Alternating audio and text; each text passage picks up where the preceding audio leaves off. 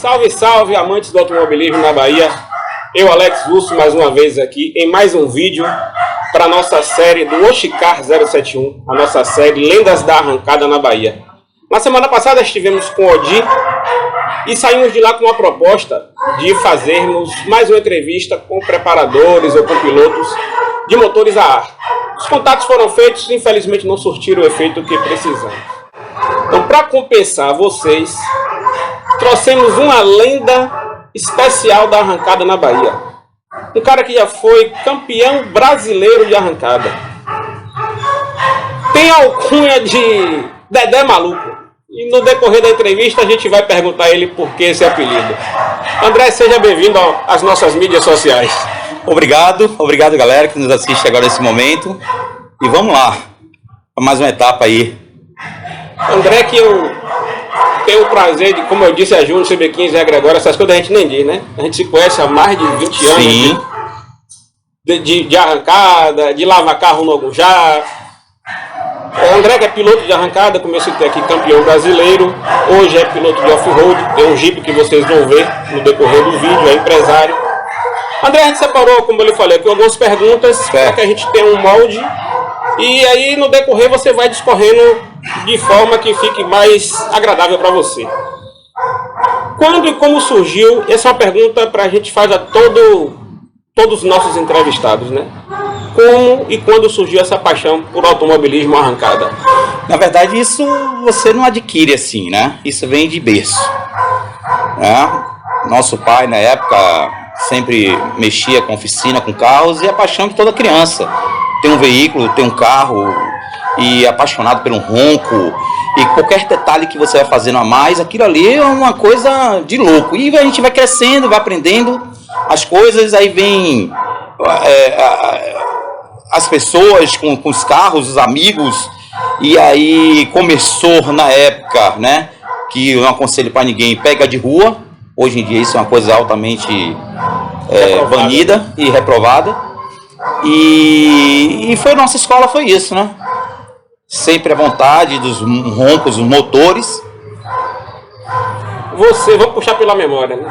Qual foi seu primeiro carro de arrancada? Se você lembra, qual era a preparação desse carro e quem preparou ele para você? Na época a preparação de arrancada dos carros era muito básica, né? Muito básica. Nosso amigo Velho Cabeça, ali do Bonocô.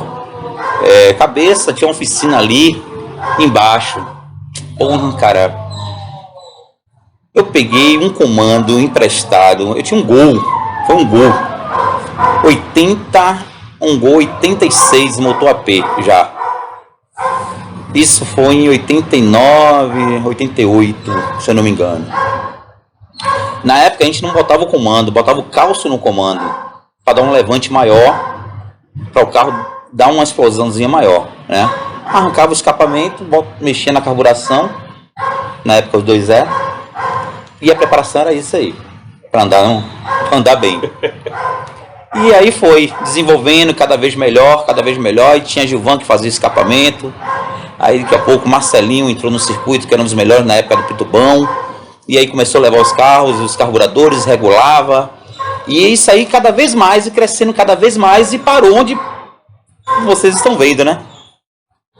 Você, hoje com off-road, na época de arrancada, você se envolve, dá dicas ao preparador, ou você deixa tudo por conta dele? Ó, meu irmão, tá aqui, você me diz o que é que eu vou... Não, a gente se envolve sim, lógico, até mesmo porque o preparador ele tem uma linha ali, né? Ele sabe a receita do bolo, mas quem tá pilotando e tá acelerando é o piloto. Ele sabe, vai dizer ao preparador como é que o carro tá, se tá gordo, se tá pobre, se tá de terceira no final, tá ruim, se o carro tá falhando. Lógico que é o piloto que diz o direcionamento do carro. E o preparador tá ali para tirar todas as dúvidas e ir a fundo no que precisar. Agora, acho que o que muita gente tem curiosidade de saber, de onde veio o apelido Dedé Maluco? Eu tenho uma leve desconfiança. Pronto, é assim, com minhas maluquices mesmo, de fato, né? Eu sempre fui louco e destemido. Onde tinha uma galera assim, que falava assim, ali não dá. Dava. Pra mim dava. na época de cavalo de pau, na época de pega de rua, a gente fazia a divisão dos carros. Aí falava, rapaz, esse cara é louco, não vou botar pé com esse cara não. Aí começou, né? Maluco primeiro, maluco, André maluco, depois Dedé maluco ficou, né? Como tá até hoje aí. Nessa época não vou nem citar dos pegas de rua, né? De arrancada, quando começou, você lembra quais foram os seus maiores adversários? Ou qual foi o seu maior adversário nas pistas? Sim, o Leonardo Cazé, um cara que sempre andou muito bem, campeão brasileiro também, inclusive, viu? Cazé, gordo, que a gente tinha apelido na época.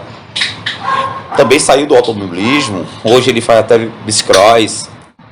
Ele, na época, era um dos maiores aqui na Bahia, né? Sim. Aqui na Bahia, porque lá fora, em Pernambuco tinha Parrudo, né? Em Caruaru, era Parrudo, que a gente andava na Turboar. Em Fortaleza, na época, era Urso Panda. No Maranhão, era Urso Panda. Aí vinha Harley em Fortaleza. E números. Agora, modéstia à parte, meus carros eu sempre fui bem direcionados com meus preparadores. Aqui na Bahia, onde meu carro entrava, era certo ver espetáculo, né? Andava muito bem, sempre estava pódio lá em primeiro lugar. E eu tenho comprovação disso, que está escrito na Confederação Brasileira de Automobilismo. Quem fugindo um pouquinho aqui do hall de perguntas, né? Quem frequentou CAB, as pistas de arrancada daqui, sabe que a galera, uma vez por outra, se dispersa, né? Quem tá ali apreciando, né? Aí quando o Beto Mendes gritava no alto-falante lá, Dedé maluco, e os celulares... Sim, pô. Sempre foi uma emoção grande ver você. Você, Jackson, né? Sim. Sempre, como você citou aqui, sempre foi espetáculo, né? Agora, por que você mudou para off-road? E qual a diferença do ponto de vista da emoção de tocar um carro de arrancada e um carro de off-road? Cara, na verdade é o seguinte, essa paixão inicial que eu falei pelo automobilismo, o off-road me preencheu, né? Eu tinha uma situação financeiramente muito confortável. Minha empresa naquela época ficava aqui tranquilamente e eu viajava o Brasil todo, correndo, arrancada. Era um hobby que eu tinha, eu adorava fazer isso e eu fazia. Mas teve um tempo que as coisas vieram mudando muito, né? E precisava mais da minha presença da minha empresa aqui, eu tinha que parar de viajar.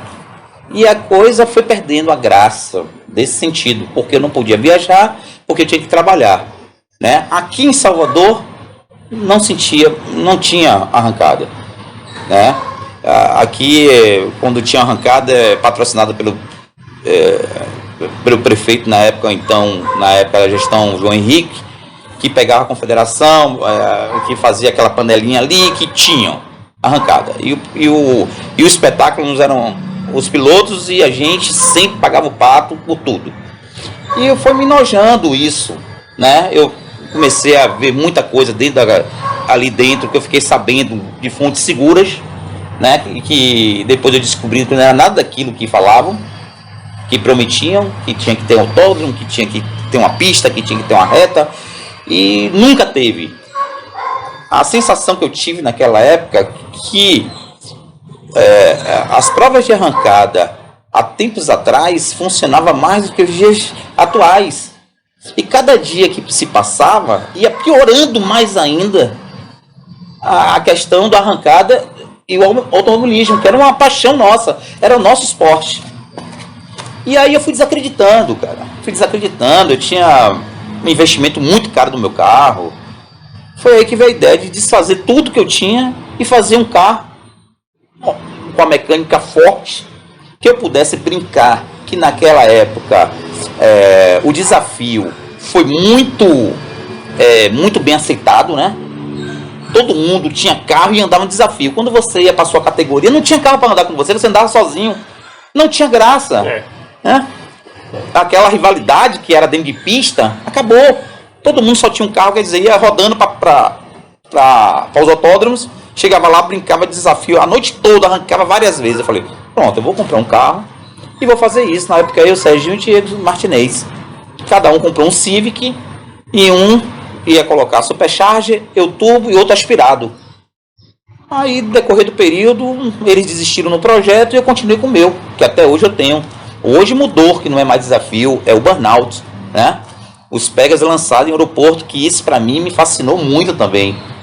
É uma velocidade maior, é uma coisa com mais segurança, é um lugar bem amplo, que tem um direcionamento bem diferente de arrancada na época. E eu acabei desistindo completamente da arrancada. Completamente. Apesar de estar na minha vida até hoje. E eu gostar muito da arrancada, sempre quando tem aqui na Cetrel, eu estou acompanhando. E mesmo que seja assim por longe, mas sempre estou acompanhando através dos vídeos que vêm dos grupos. Como é que você citou agora, né? Como é que você gostaria de ver a arrancada na Bahia? Pela sua experiência de anos de arrancada na Bahia e fora daqui do estado, que sugestão ou que sugestões você daria?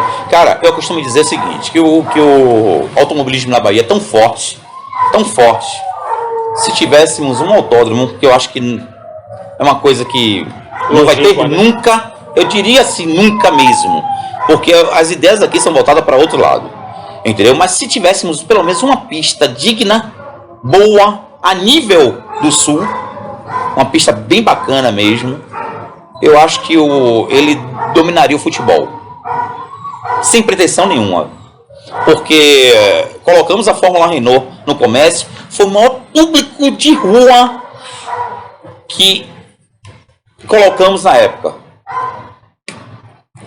Comércio, arrancada, fizemos, eu falo que foi a confederação dos organizadores, colocaram uma arquibancada com capacidade de 5.000 pessoas, teve que adiar a prova com toda a segurança, porque deu mais de 10.000 pessoas. Sempre recorde de público. Sempre recorde de público. Vamos falar assim, ó, porque é centro da cidade, é mais fácil. Não. É o inédito, as coisas que as pessoas gostam, e também, apesar de ser uma coisa inédita, que nós não temos com frequência, né? É um automobilismo, todo mundo gosta de uma prova de arrancada, de uma competição automobilística. Mas eu vou falar de outra forma. Na época da Cetrel, com o nosso amigo Gaúcho, quando botou, a gente teve lá 5.000 pessoas contabilizadas, pagantes, num lugar daquele, no meio de uma roça. Cara, do centro. Muito longe do centro. Cara, isso é uma... eu não sei como os olhos não voltaram para isso aqui. Não sei se isso existe alguma política envolvida no meio, questão política, não sei. Eu sei que poderia ter deslanchado muito essa questão, e eu, hoje com 51 anos quase de idade, que eu vou fazer agora, eu diria assim, ó, estaria com o meu carro, porque seria uma segunda opção de diversão minha, porque eu nunca vi com uma profissão, sempre vi com um hobby, um brinquedo que eu tenho paixão pelo automobilismo e velocidade. A gente já, para quem conhece a sua história sabe, você sempre campeão baiano, campeão do Nordeste. Sim. Qual é a emoção? A gente bateu um papo antes, né? Qual foi a emoção que você sentiu em ser campeão brasileiro de arrancada? Qual foi o carro? Quem era o preparador? Cara, foi um gol. Foi um gol que inclusive repercutiu muito na época, que um prédio caiu em cima dele, né? Que a gente teve um mês para poder transformar o carro. Rampeira. Rodrigo Rampeira, preparador GTR. Sempre ele, né? Ele teve ele me resgatou na época. Eu mexia meus carros e meu preparador é Marcelinho. Né? Não que Marcelinho seja um preparador ruim, não. Sempre, para mim, foi um dos melhores também. Mas Rampeira, ele visa o lado mais profissional. Marcelinho é mais política, né? Aquele cara que quer agradar todo mundo e na hora não consegue ir, porque tem muita gente em cima, ele não consegue fazer as coisas certas. Direcionar. E na época a Rampeira me pegou, eu falei, vem aqui. Você quer ganhar? Quero. Então vamos aqui. E foi, pai, deu certo pra caralho. Foi anos e anos, e todo mundo lá me ligava, velho, porra, bicho, eu não quero ganhar pra você não, bicho, eu quero que o meu carro seja bom, tanto igual o seu. Falava assim, mas não era só o carro também, né, bicho? Era o conjunto, né?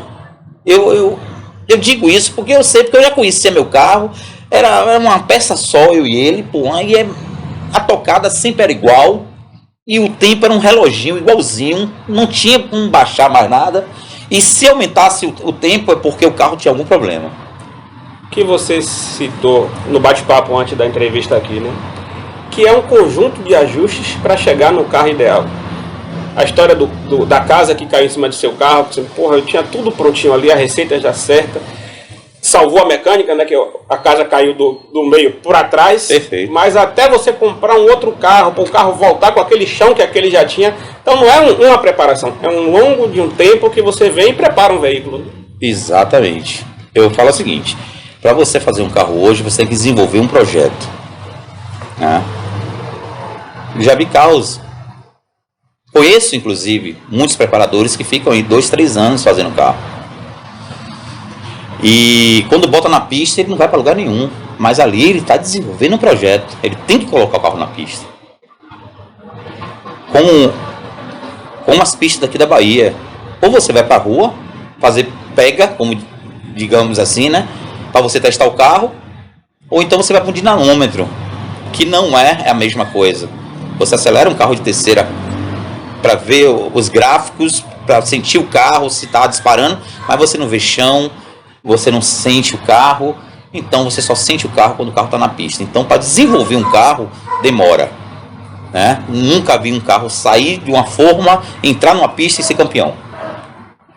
Veja, nunca vi. Os depoimentos são equivalentes, né? Júnior CB15 disse exatamente isso que você acabou de nos dizer aqui. Não é uma receita pronta, né? Ele ainda brincou, não é bolo Dona Benta que você jogou a receita lá pronto, e sai o carro pronto. E olha que eu não assisti os vídeos dele, viu? Que você até mandou. Então não é que um viu do outro e está corroborando a opinião. Não, mas nós estamos sensatos nessa... E todo mundo sabe que é dessa forma mesmo, né?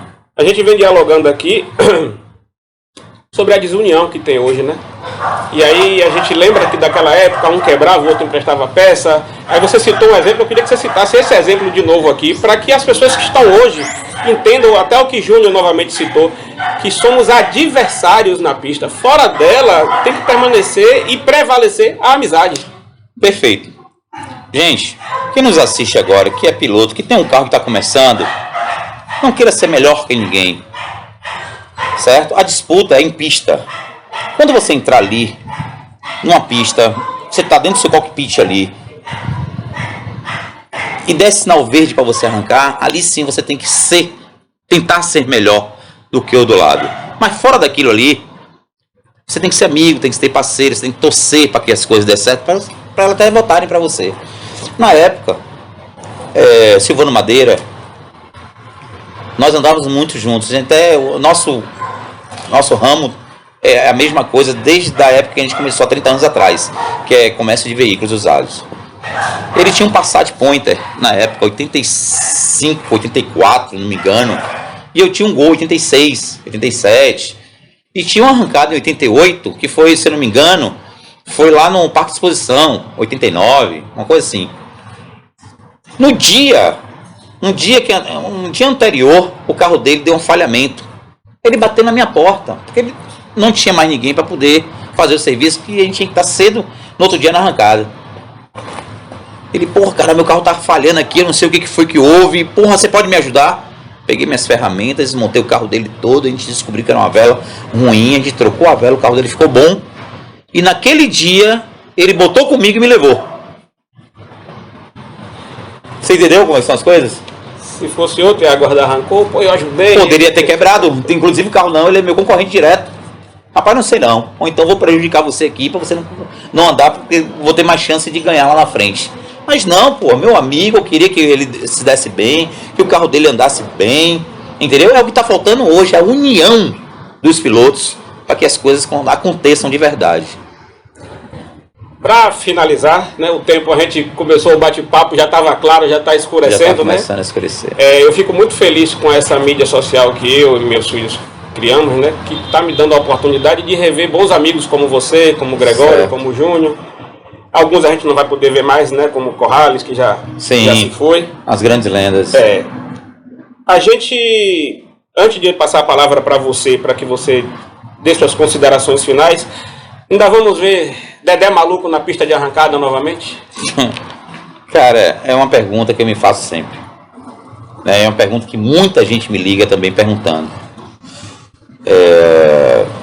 Nas pistas, talvez mais não. Eu me aposentei em 2018, 3 anos atrás. Foi quando eu adotei. De fato, eu já estou 5 anos no off-road. E há 3 anos atrás eu resolvi parar de vez com a arrancada. Mas ainda corre na veia, não é isso?